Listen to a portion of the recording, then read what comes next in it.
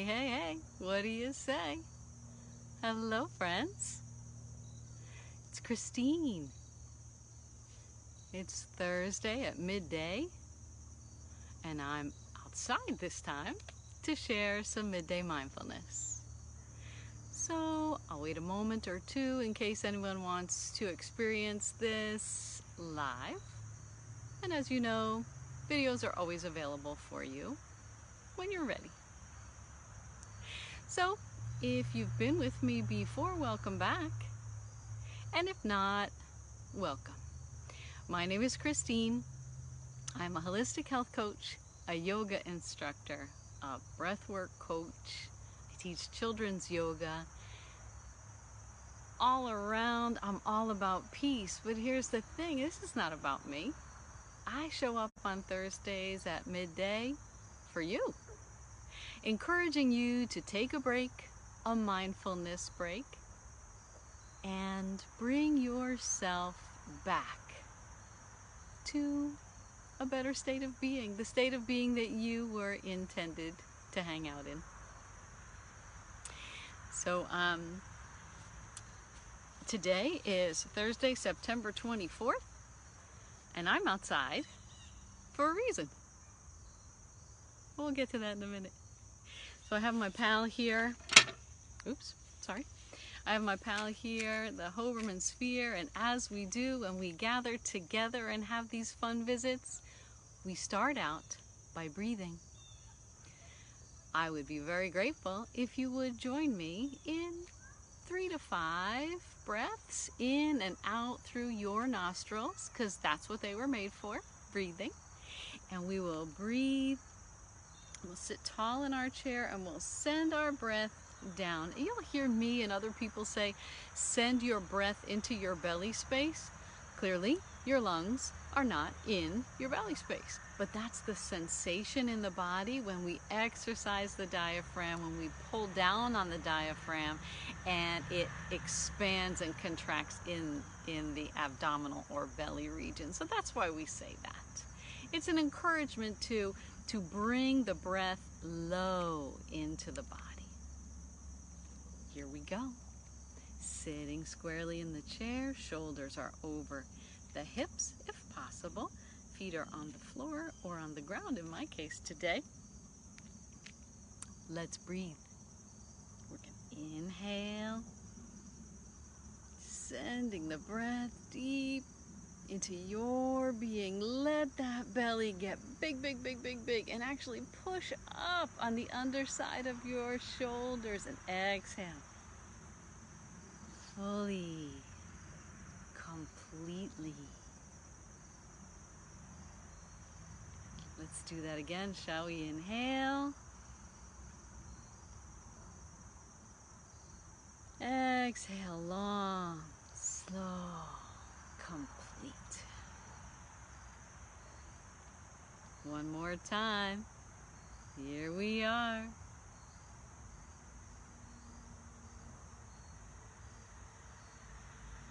And exhale it all the way out. Making a sighing sound is really nice. It kind of up-levels the experience, if you ask me. So that's what we do when we first get together, all right? I want to make sure that we always start out connecting to the breath, connecting to your beautiful body. So today, friends, I would like to talk with you about vitamin D. That's why I'm outside. So, and it's funny, isn't it? Because the day you decide to do the topic of vitamin D and sunshine, the sun goes behind the clouds. I mean, you know, life, right? That's how things go. But no worries, because the song remains the same. So, in this most recent publication of AARP magazine, young ones, don't dismiss me yet, hang on.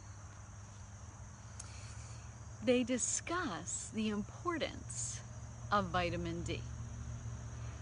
So here we are, it's late September, it's still gorgeous. I'm outside, no jacket, no nothing, I need my sunglasses, it's spectacular. And that's why I'm here. I'm here to encourage you to absorb as much naturally occurring vitamin D as you possibly can over these next few weeks. And of course, depending on where you live, maybe you have many more weeks of naturally occurring vitamin D to soak up. But where I am, that's not the case. It will come to an end or make it more challenging to get. So what will we do about that? Well, first, we soak up as much as we can from the sun. And then consider supplementation. Now, hold on. I'm not a doctor. I'm simply telling you what I do and what a lot of research shows. So always consult with your doc. Okay, I'm not a doc. Least of all, am I your doc? So what we know is that 10 minutes in bright sunshine creates approximately, because we're all unique, beautiful human beings, creates approximately 1,000 IUs. It's a unit of measure of vitamin D.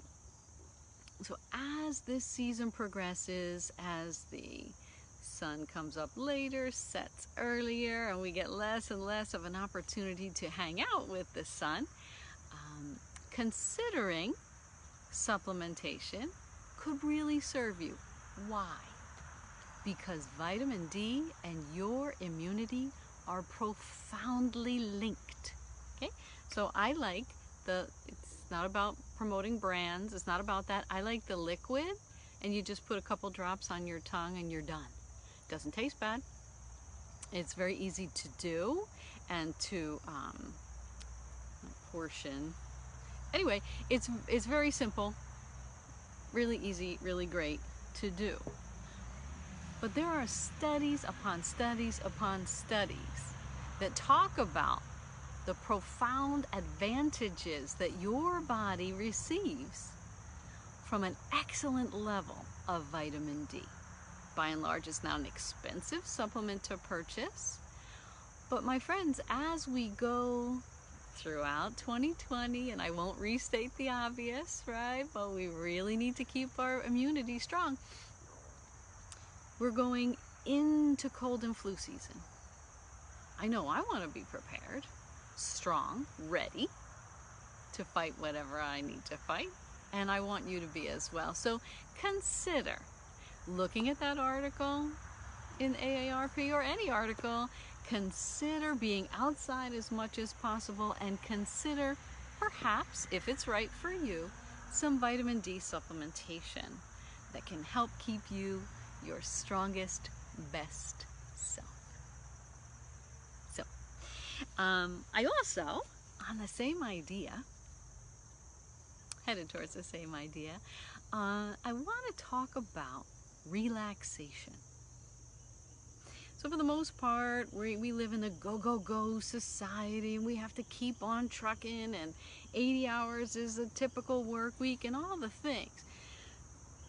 But it's really astonishing how long we've known, proven, the benefits of relaxation. So one of the cool things that I looked up was this gentleman whose name, Herbert Benson, 1974, his research was published. Harvard-trained person, relatively bright folk that attend Harvard, and he studied and proved the powerful impact of relaxation on the body. What does relaxation do for you? Well, it reduces inflammation. And you hear that all over the place, that inflammation is the root of all evil in terms of disease. And the data is mounting in that way. It also can help you reduce your blood pressure. And we know that the pathogens that are circling right now pose an extra challenge for those who have chronic inflammation and high blood pressure, one or the other, both, yeah. It's a really big deal. It really is. So relaxation. And also the coolest part, honestly, I think, improved cognitive performance. I can relax and then perform better on a cognitive test? Yes, sign me up. So join me if you will, just for a few moments, sitting down. You can do this later on lying down if you wish. It's totally cool. We've covered things like progressive muscle relaxation also. Today we'll do something seated and see how that works out. So as you can see, I'm seated. My hips are square to my shoulders. My hands are resting down. I like to have the palms facing down for my relaxation practices, but of course, always, you do you. So we begin by breathing. Inhale through the nostrils. Exhaling as completely as you are able.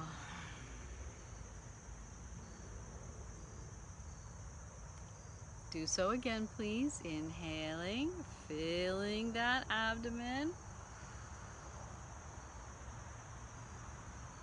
Releasing the breath all the way out. One more time, please. Perhaps the last one offers a sighing sound as it comes out. Inhale. Exhaling oh so deeply.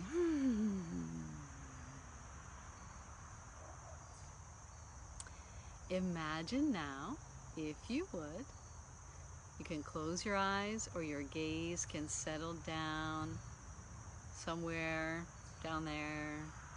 Let your vision go fuzzy on purpose. Just be for a moment and imagine that the breeze can release your tension, because it can. A dear one in my life likes to say, leave it to the breeze. I think that's cool. So we'll just settle the vision down. We'll breathe normally but slowly. And we'll use our imagination. And we'll travel through the body looking for tensed muscles. Perhaps your toes are gripping. Release it to the breeze.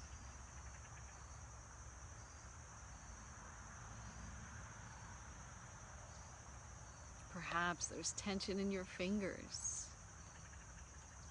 Release it.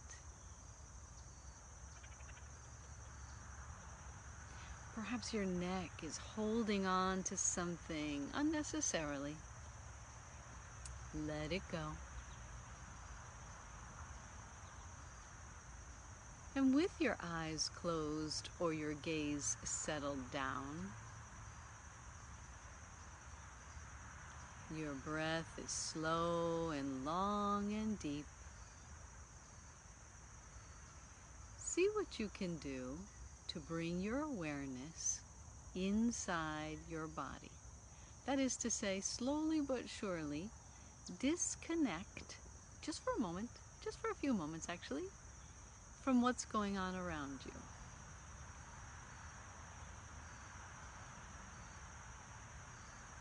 And if the mind wanders, because it does, it thinks thoughts, that's its job, perhaps you can attach a word or a phrase to the breath to help tether the mind. Peaceful.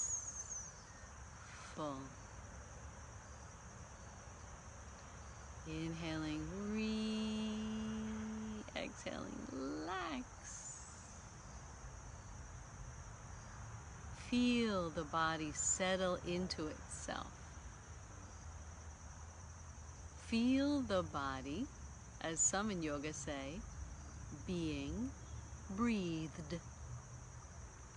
It's a cool concept.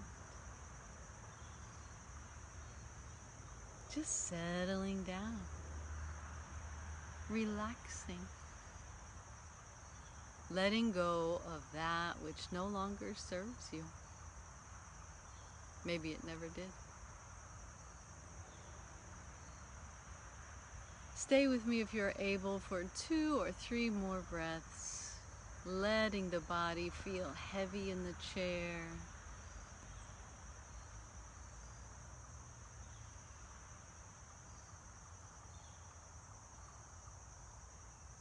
Examining where you're holding on and without judgment, letting it go. Relax.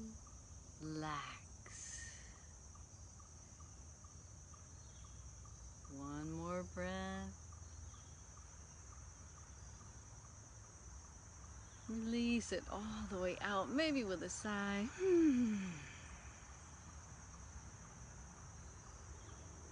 And if your eyes were closed, gently flutter them open.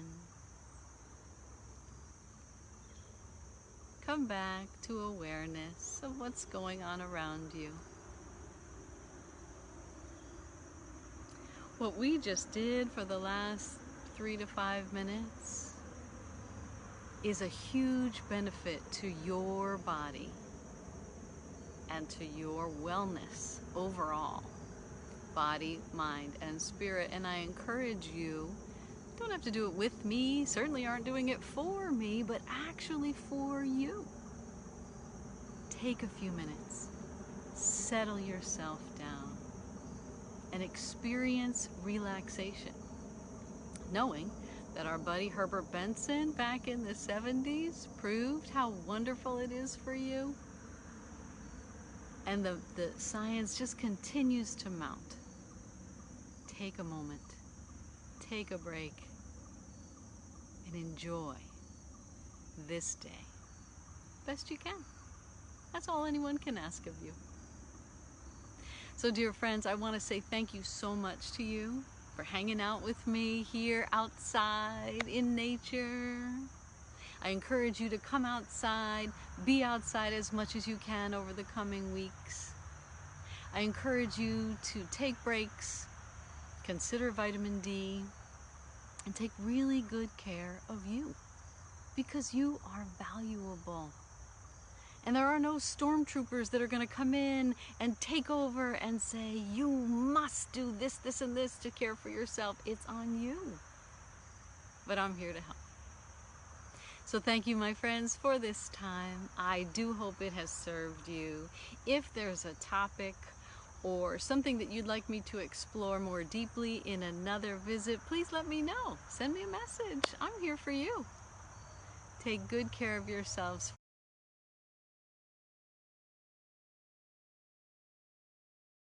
friends, and I look forward to being with you again next week. Bye for now.